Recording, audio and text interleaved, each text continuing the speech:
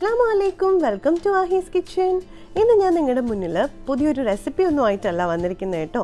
ഇപ്പോഴത്തെ ട്രെൻഡായ നമ്മുടെ ദം പൊറോട്ട എങ്ങനെ ദം ചെയ്ത് കഴിക്കാമെന്ന് കാണിച്ചു തരാനാട്ടോ വന്നിരിക്കുന്നത്. നല്ല അടിപൊളി ടേസ്റ്റ് ആട്ടോ. പൊറോട്ട ഇഷ്ടമുള്ള എല്ലാവർക്കും ഇത് ഒരുപാട് ഇഷ്ടമാവും.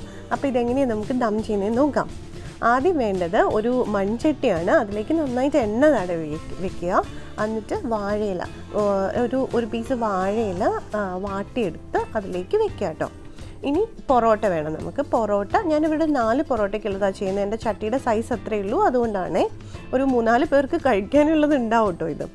എന്നിട്ട് ഇത് പൊറോട്ട വെച്ച് കൊടുത്തിട്ട് അതിലേക്ക് നല്ല മുരുമുരാന്ന് മുരിഞ്ഞ് ബീഫ് നന്നായിട്ട് വറുത്തെടുത്ത് ബീഫ് അതിലേക്ക് ഇട്ട് കൊടുക്കാം. അതിൻ്റെ അളവ് ഓരോരുത്തർക്ക് വേണ്ടതനുസരിച്ച് കൂട്ടുകയും കുറയ്ക്കുകയും ചെയ്യാം കേട്ടോ.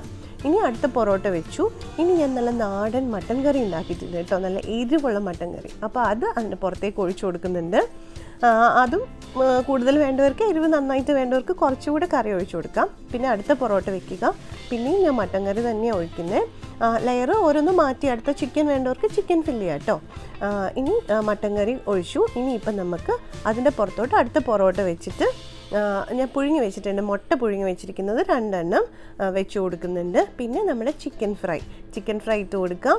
ചിക്കൻ ഫ്രൈയുടെ കൂടെ എപ്പോഴും നല്ല സവാള നീളത്തിൽ അരിഞ്ഞ് ചെറുതാക്കി അരിഞ്ഞ് ഉപ്പിട്ടത് കഴിക്കാൻ നല്ല ടേസ്റ്റ് അല്ലേ. അപ്പോൾ അതുകൂടെ അതിൻ്റെ പുറത്തോട്ട് ഇട്ട് കൊടുക്കുന്നുണ്ട്. ഇനി ഇത് അടച്ചു വെച്ചിട്ട് നമ്മളിത് ഒരു വാഴയില വെച്ച് കെട്ടി വെക്കണം. എന്നിട്ടാണ് നമ്മൾ ദം ചെയ്യുന്നത്. ഇപ്പോൾ ഒരു വാഴയില എടുക്കുക, അത് വാട്ടിയാൽ കീറിപ്പോവില്ല കേട്ടോ. വാട്ടിയ വാഴയില അതാകുമ്പോൾ നമുക്കിങ്ങനെ മടക്കി എടുക്കാൻ പറ്റും. അപ്പോൾ എന്നിട്ട് നന്നായിട്ട് അതിൻ്റെ നാര് വെച്ച് തന്നെ അത് കെട്ടി വെക്കുക.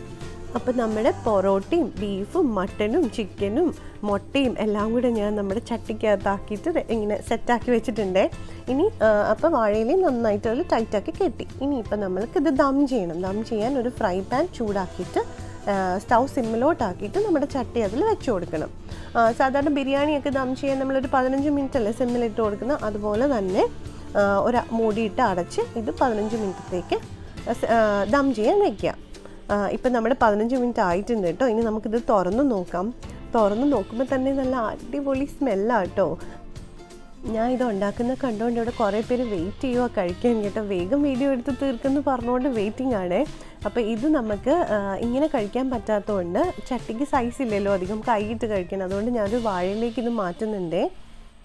കണ്ടോ, ഇലയിലേക്ക് വീഴുമ്പോൾ തന്നെ നല്ല ആവി പറക്കുന്നുണ്ട്. ഇനിയിപ്പം ഓരോ ലെയറായിട്ട് ഞാൻ കാണിച്ചു തരാം. പൊറോട്ട നന്നായിട്ട് ദമ്മായി എല്ലാം സെറ്റായിട്ട് ഇരിപ്പുണ്ട്.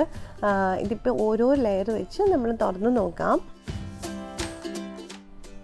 ഇതെല്ലാം കൂടെ നല്ല ആവിയിലിരുന്നിട്ട് നല്ല സ്മെല്ല് വരുന്നുണ്ട് കേട്ടോ. ഇത് വീഡിയോ എടുക്കുമ്പോൾ തന്നെ നമ്മുടെ വായിൽ കൊതി വരിക കഴിക്കാൻ വേണ്ടി. അത് നോക്കുക, അത് ബീഫ് നല്ല ആവി പറക്കണ ബീഫും പൊറോട്ടയും തന്നെ അടിപൊളിയാണ്. അതിൻ്റെ കൂടെ അതാ നല്ല മട്ടൻ കറി, നല്ല പൊറോട്ടയിൽ കുതിർന്ന് കിടക്കുന്ന മട്ടൻ കറിയും, പിന്നെ തന്നെ 2 ലെയറിലും മട്ടൻ കറി കേട്ടോ. അടുത്തതിൽ പിന്നെ നമ്മുടെ ചിക്കൻ ഫ്രൈയും പൊറോട്ടയും അത് വേറൊരു കോമ്പിനേഷൻ. അപ്പോൾ ഇതെല്ലാം കൂടെ ഒരുമിച്ച് നമുക്ക് കഴിക്കാൻ പറ്റിയാലോ, അടിപൊളി. അപ്പോൾ ഇനി മുട്ട പുഴുങ്ങിയതും കൂടി ഉണ്ട്. ഇപ്പോൾ ഇതെല്ലാം കൂടെ കൂട്ടി ഒരാൾ കഴിക്കരുത് കേട്ടോ. ഇത് കുറേ പേർക്ക് കഴിക്കാനുള്ള ഫുഡാണേ. അപ്പോൾ എരിവൊന്നും അധികം കഴിക്കാത്ത എൻ്റെ മോൾക്കൊക്കെ ഭയങ്കരമായിട്ട് ഇഷ്ടമായിട്ടോ ഇത്. ഈ പൊറോട്ട എങ്ങനെ ദം ചെയ്തുണ്ടാക്കാനുള്ള ഐഡിയ എനിക്ക് കിട്ടിയത് ഒരു വാട്സപ്പ് മെസ്സേജ് വഴിയാണ് കേട്ടോ. നാട്ടിലെ ഒരു ഹോട്ടലിൽ ഇതിങ്ങനെ ഉണ്ടാക്കി സെർവ് ചെയ്യുന്ന കണ്ടപ്പോൾ കൊതി വന്നിട്ട് ഉണ്ടാക്കിയതാണ്.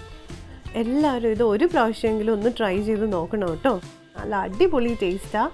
അപ്പോൾ പുതിയൊരു വീഡിയോ ആയിട്ട് വരുന്നത് വരെ ഇറ്റ്സ് ബൈ ഫ്രം ആഹീസ് കിച്ചൺ. അസ്സലാമു അലൈക്കും.